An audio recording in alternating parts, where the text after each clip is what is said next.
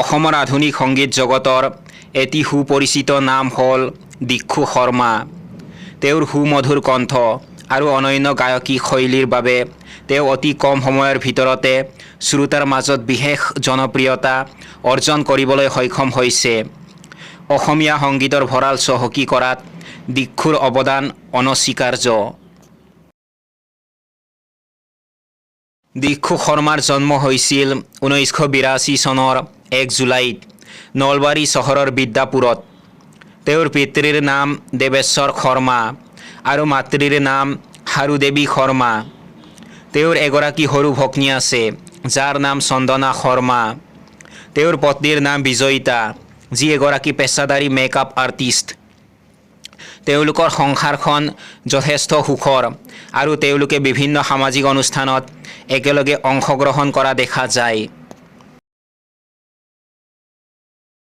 দীক্ষুৱে তেওঁৰ শৈশৱৰ এক দীঘলীয়া সময় গুৱাহাটীৰ সুন্দৰবৰী ইঞ্জিনিয়াৰিং কলেজ চৌহদ আৰু জালুকবাৰী বিশ্ববিদ্যালয় চৌহদত পাৰ কৰিছিল। পৰৱৰ্তী সময়ত তেওঁ ৰাজগড়লৈ স্থানান্তৰিত হয়। তেওঁ গুৱাহাটী বিশ্ববিদ্যালয়ৰ আদৰ্শ উচ্চতৰ মাধ্যমিক বিদ্যালয়ৰ পৰা স্কুলীয়া শিক্ষা সমাপ্ত কৰে। ইয়াৰ পিছত তেওঁ গুৱাহাটী কমাৰ্চ কলেজৰ পৰা স্নাতক আৰু গুৱাহাটী বিশ্ববিদ্যালয়ৰ পৰা স্নাতকোত্তৰ ডিগ্ৰী লাভ কৰে।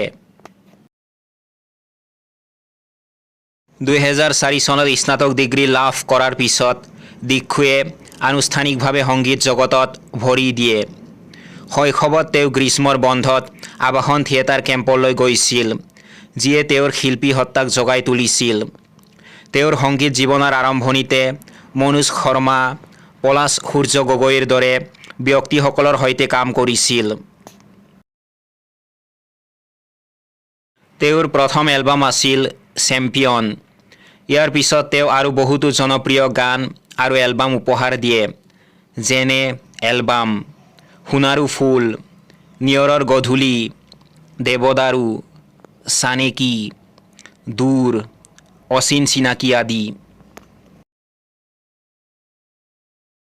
জনপ্ৰিয় গীত তুমি যদি কোৱা বেলিটি আনি দিম, বিৰিণাৰ মাজতে, বাৰিষাৰে বৰষুণত, দিহিঙে দিপাঙে, বহুম্বা, ৰেৱতী, দে ভগৱান, নাচো নাচো লাগি যায় ইত্যাদি। তেওঁ শ্ৰী ৰঘুপতি, বিদুৰ ভাই আদিৰ দৰে জনপ্ৰিয় বোলছবিত নেপথ্য কণ্ঠশিল্পী হিচাপেও কাম কৰিছে। দীক্ষু শৰ্মাই তেওঁৰ সুন্দৰ কণ্ঠৰ বাবে বহুতো সন্মানীয় বঁটা লাভ কৰিছে। সংগীত জগতলৈ আগবঢ়োৱা অৱদানৰ বাবে তেওঁ ইতিমধ্যে কেইবাটাও বঁটাৰে সন্মানিত হৈছে। 2013 চনত তেওঁক সন্মানীয় ভূপেন হাজৰিকা বঁটা প্ৰদান কৰা হৈছিল।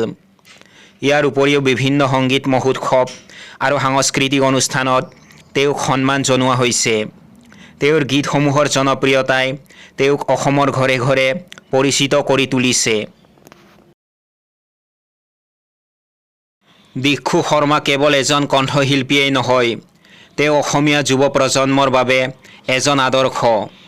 তেওঁৰ নিৰন্তৰ সাধনা আৰু সংগীতৰ প্ৰতি থকা নিষ্ঠাই অসমীয়া আধুনিক সংগীতক এক নতুন মাত্ৰা প্ৰদান কৰিছে। আমি আশা কৰোঁ তেওঁ ভৱিষ্যতেও এনেদৰে সুমধুৰ গীতৰ জৰিয়তে অসমৰ আকাশ বতাহ মুখৰিত কৰি ৰাখিব।